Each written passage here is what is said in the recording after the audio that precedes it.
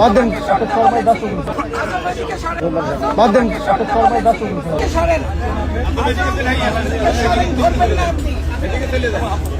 Paralysed স্বামী রেখে করতেন নষ্টামি। এবার বেরিয়ে আসছে একে একে চাঞ্চল্যকর সত্য। দেখুন স্বামী রেখে কাদের সঙ্গে রাত কাটাতেন দীপুমণি। দর্শক, ক্ষমতার সিংহাসন থেকে পতনের পর একে একে বেরিয়ে আসতে শুরু করেছে পতিত স্বৈরাচারের হোতাদের অন্ধকার জীবনের চাঞ্চল্যকর সব অজানা কাহিনী, যা শুনলে যে কোনো সুস্থ মস্তিষ্কের মানুষ রীতিমতো শিউরে উঠবেন। একসময় যারা দেশ জুড়ে নীতি, নৈতিকতা আর আদর্শের লম্বা চওড়া বলি আওড়াতেন, আজ তাদেরই ব্যক্তিগত জীবনের জঘন্য অপকর্মের খবর শুনে স্তম্ভিত হয়ে যাচ্ছে পুরো দেশ। এই তালিকায় এবার যুক্ত হলো এমন একটি নাম, যা দিয়ে একসময় মানুষের মনে কিছুটা হলেও ইতিবাচক ধারণা ছিল, কিন্তু আজ সেই নামটিই পরিণত হয়েছে চরম ঘৃণার পাত্রে। হ্যাঁ দর্শক, কথা বলছি সদ্য সাবেক মন্ত্রী ডক্টর দীপুমণিকে নিয়ে, যার অসুস্থ ও প্যারালাইজড স্বামী বছরের পর বছর ধরে মৃত্যুর প্রহর গুনছিলেন। সেই স্বামীকে একা ফেলে দীপুমণি কোথায় যেতেন, কার সাথে সময় কাটাতেন, কেন তার নিজের দলের নেতারাই তাকে নিয়ে ক্ষোভে ফুঁসতেন?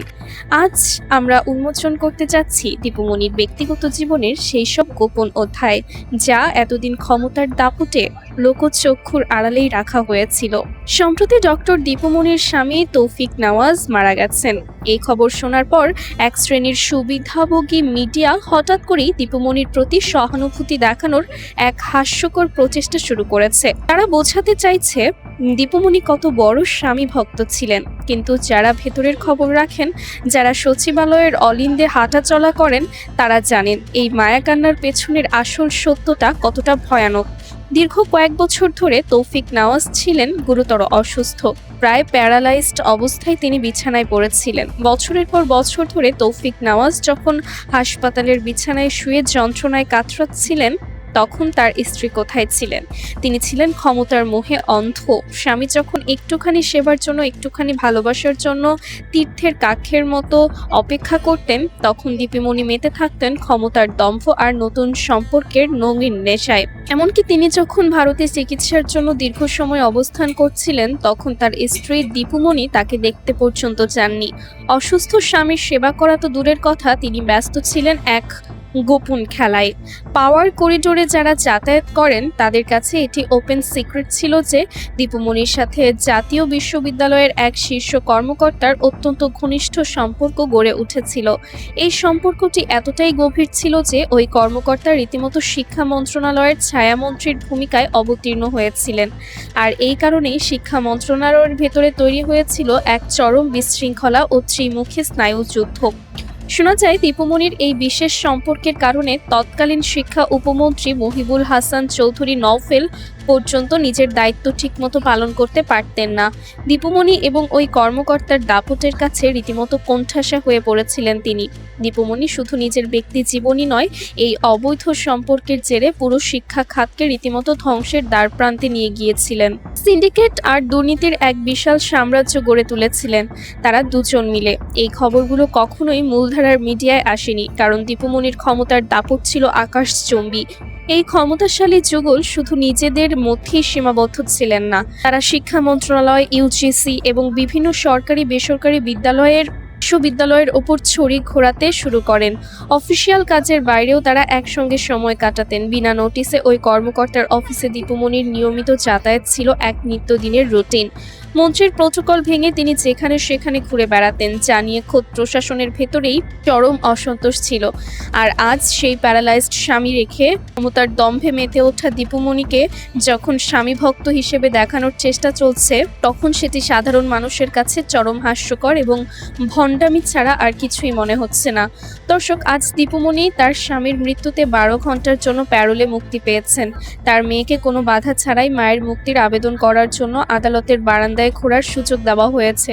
কিন্তু একটু পিছনে ফিরে তাকান, আপনাদের কি মনে নেই এই ফ্যাসিস্ট দীপুমণিরাই যখন ক্ষমতায় ছিলেন, তখন তারা সাধারণ মানুষ এবং বিরোধী দলের সাথে কতটা অমানবিক আচরণ করেছিলেন? আজ দীপুমণির কান্না দেখে যারা মায়া কান্না কাঁদছেন, তারা কি জানেন না ক্ষমতার চেয়ারে বসে এই নারী কতটা পাষাণ হয়ে গিয়েছিলেন?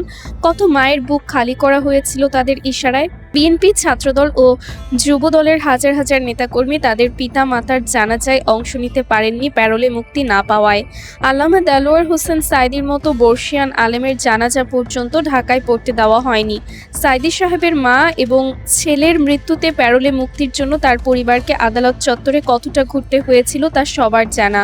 অনেক হয়রানির পর মাত্র কয়েক ঘন্টার জন্য তাকে মুক্তি দেওয়া হয়েছিল। জামায়াতে ইসলামের সাবেক আমির ডক্টর মতিউর রহমান নিজামীর লাশ পর্যন্ত তার পরিবারকে দেখতে দেওয়া হয়নি। প্রশাসন অল্প কয়েকজন লোক নিয়ে নিজ হাতে দাফন করেছিল। আব্দুল কাদের মোল্লা ও কামরুজ্জামানের লাশ তড়িঘড়ি করে রাতের অন্ধকারে দাফন করা হয়েছিল এবং তাদের পরিবারকে উল্টো গ্রেফতার করে রাখা হয়েছিল। হাজারো সন্তান সেদিন তাদের বাবার মুখটা শেষবারের মতো দেখার জন্য আর্তনাদ করেছিল, কিন্তু ফ্যাসিস্টদের মন গলেনি। এমনকি পটুয়াখালীর এক ছাত্রনেতাকে তার বাবার জানাজায় ডান্ডা বেরি পরিয়ে আনা হয়েছিল। তাকে তার বাবার দাফনটুকু পর্যন্ত করতে দেওয়া হয়নি। স্বয়ং তারেক রহমান তার আপন ভাইয়ের জানাজায় দেশে আসতে পারেননি। অথচ আজ জুলাই গণ অভ্যুত্থানের পর সেই দীপুমণিকেই ইনসাফ দিচ্ছে নতুন বাংলাদেশ। জুলাই বিপ্লবের মূল লক্ষ্যই ছিল বৈষম্যহীন এক সমাজ গড়া, যেখানে দেশের শত্রুও ইনসাফ পাবে। আর প্রশাসন ঠিক সেটাই প্রমাণ করেছে। এটাই হলো প্রকৃতির বিচার, এটাই মহান আল্লাহর বিচার। দীপুমণি একসময় বিরোধী দলের নেতাদের উদ্দেশ্যে চরম অহংকার নিয়ে বলেছিলেন, লাইসেন্সবিহীন জামায়াত, ফিটনেসবিহীন বিএনপি, এদের দিয়ে বাংলাদেশের উন্নয়ন সম্ভব নয়। কিন্তু আজ সেই দম্ভ কোথায়? আজ তাকে সেই একই আইনের মুখোমুখি হতে হচ্ছে।